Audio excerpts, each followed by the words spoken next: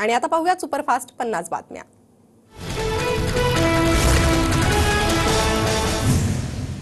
पक्षातून गेलेल्या अनेक नेत्यांची घरवापसी शक्य, थर्मामीटर लावून योग्य नेत्यांचीच पक्षात वापसी स्वीकारू, अनिल देशमुखांचं राष्ट्रवादी सोडून गेलेल्या नेत्यांबद्दल मोठं विधान। खरे मर्द असाल तर देशमुखांनी फडणवीसांविरोधातच लढून दाखवावं, परिणय फुके यांचं वक्तव्य। तर काटोल मतदारसंघातील मतदारांनी देशमुखांना नाकारलंय, फुकेंची टीका।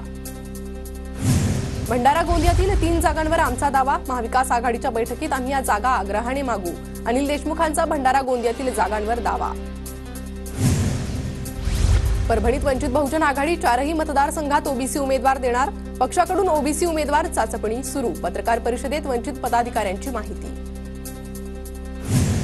लाडकी बहीण योजनेसाठी पैसा कुठून आणला याचा खुलासा सरकारनं करावा, लाडकी बहीण योजनेत आदिवासींसाठीचा निधी वळवला आहे का, प्रकाश आंबेडकरांचा सवाल। तर असा कुठल्याही निधीतील पैसा वळवता येत नाही, निधी ज्या कामासाठी आहे त्यासाठीच तो वापरला जातो, धर्मराव बाबा आत्राम यांचा आंबेडकरांना प्रत्युत्तर। अबू आझमींनी जयंत पाटलांची भेट घेतली, आझमींनी जागा वाटपाच्या मुद्द्यावर चर्चा केल्याची माहिती, अल्पसंख्याक चेहऱ्यांना उमेदवारी देण्याची अबू आझमींची मागणी। भाजप सोशल मीडियातून आपल्यात वाद निर्माण करण्याचा प्रयत्न करेल, जाती-जातींमध्ये तालुक्यांमध्ये वाद निर्माण करण्याचा प्रयत्न करतील, आदित्य ठाकरेंचा कार्यकर्त्यांना सावधगिरी बाळगण्याचा सल्ला।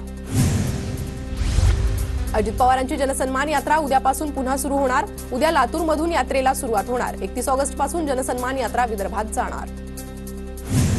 मालवणमध्ये छत्रपती शिवाजी महाराजांचा पुतळा कोसळला, पंतप्रधान नरेंद्र मोदींनी 2023 मध्ये केलं होतं अनावरण। शिवरायांचा पुतळा कोसळल्यानंतर ठाकरे गट आक्रमक, आमदार वैभव नाईकांनी थेट सार्वजनिक बांधकाम विभागाचं कार्यालय फोडलं। शिवरायांच्या पुतळा उभारणीत सहभागी असलेल्या ठेकेदार, शिल्पकार, सल्लागार, कंपनी मालकासह जबाबदार व्यक्तींवर गुन्हे दाखल, सार्वजनिक बांधकाम मंत्री रवींद्र चव्हाणांची माहिती। शिवरायांच्या पुतळ्याच्या दुरवस्थेबाबत नौदलाला 20 ऑगस्टला पत्र, शिवरायांच्या पुतळ्याला गंज लागला होता, जबाबदारी नौदलाची होती, सार्वजनिक बांधकाम विभागाची माहिती।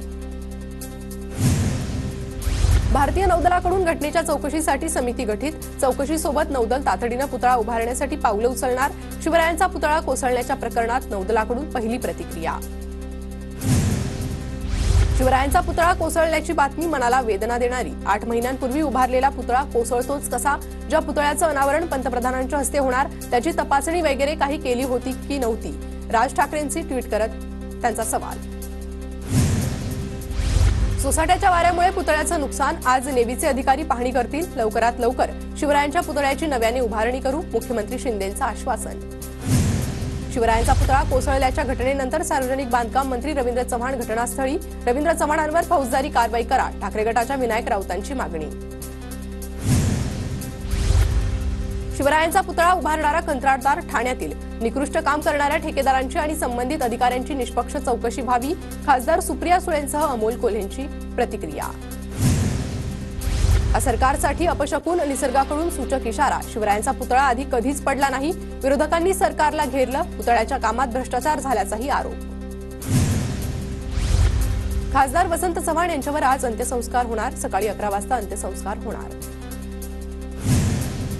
शेतकरी आंदोलनादरम्यान महिलांवर अत्याचार आणि हत्या, भाजप खासदार कंगना राणावतचं वादग्रस्त विधान, कंगनाच्या विधानानंतर नवा वाद निर्माण होण्याची शक्यता।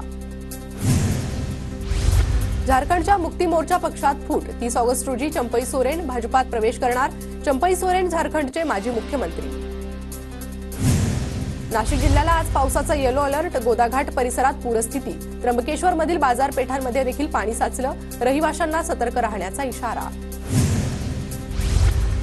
धुळ्यात 4 दिवसांपासून पावसाचा कहर, हवामान विभागातर्फे रेड अलर्ट जारी, महानगरपालिका हद्दीतील सर्व शाळांना आज सुट्टी। पुण्यातील भिडे पूल अद्याप पाण्याखाली, नदीपात्रातील दोन्ही बाजूचे रस्ते बंद।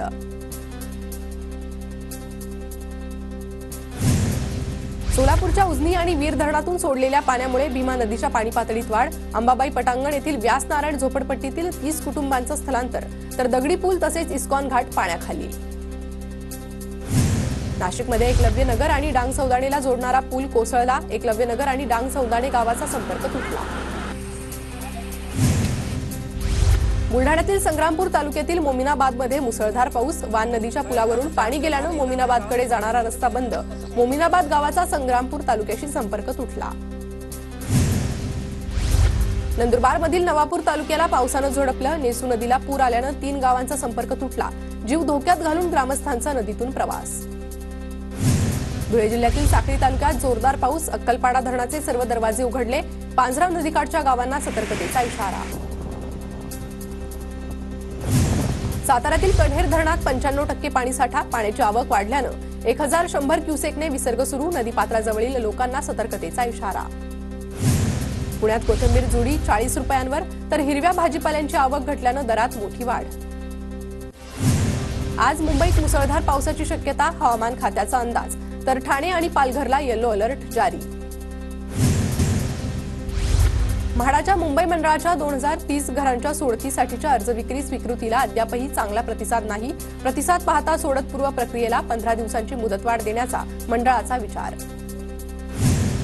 रेल्वेच्या मालमत्तेवरील जाहिरात फलकांना महापालिका कायद्यातील तरतुदी लागू होत नाही. पालिका होर्डिंग धोरणाला रेल्वेचा पुन्हा आक्षेप. सणासुदीच्या दिवसांमध्ये विमान प्रवास महागला. विमान तिकिटांच्या दरात 15 ते 30% वाढ. विमानाची संख्या घटली तर प्रवासी संख्या वाढल्यानं तिकीट दरवाढ होणार. पश्चिम रेल्वेवर 35 दिवसांचा ब्लॉक घेण्यात येणार. गोरेगाव कांदिवली दरम्यान 6व्या मार्गिकेच्या कामासाठी ब्लॉक घेण्यात येणार. 28 ऑगस्टच्या मध्यरात्रीपासून 6 ऑक्टोबरपर्यंत ब्लॉक सुरू राहणार. अटल सेतूवरून प्रवास करणाऱ्या वाहनांच्या संख्येत हळूहळू वाढ. गेल्या 7 महिन्यांमध्ये अटल सेतूवरून 50 लाख वाहनांची वाहतूक. कोकण रेल्वेच्या गाड्यांची गती मंदावली. पावसाळी वेळापत्रकामुळे सुमारे 32 अतिजलद रेल्वे गाड्यांचा वेग मंदावला असतानाही अतिजलद रेल्वे गाडीच्या नावाखाली विनाकारण अतिरिक्त शुल्क घेणं सुरूच. पिंपरी चिंचवड शहरातील वाहतूक कोंडी सोडवण्यासाठी शहरात अवजड वाहनांवर बंदी. कच्चा माल तयार उद्योजक उत्पादक त्रस्त.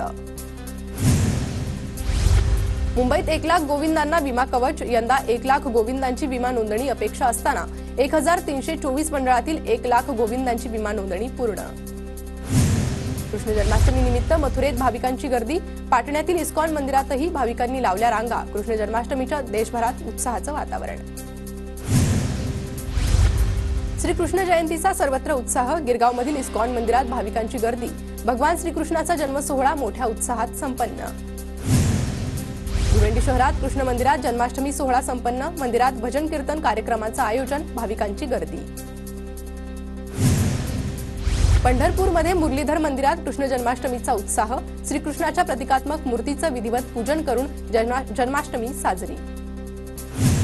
दक्षिण मुंबईतील प्रसिद्ध असणाऱ्या ताडदेवच्या राजाचं आगमन. गुलालाची उधळण. ढोल पथकांचा आवाज. लालबाग ते ताडदेवपर्यंत काढण्यात आली पारंपरिक पद्धतीनं मिरवणूक.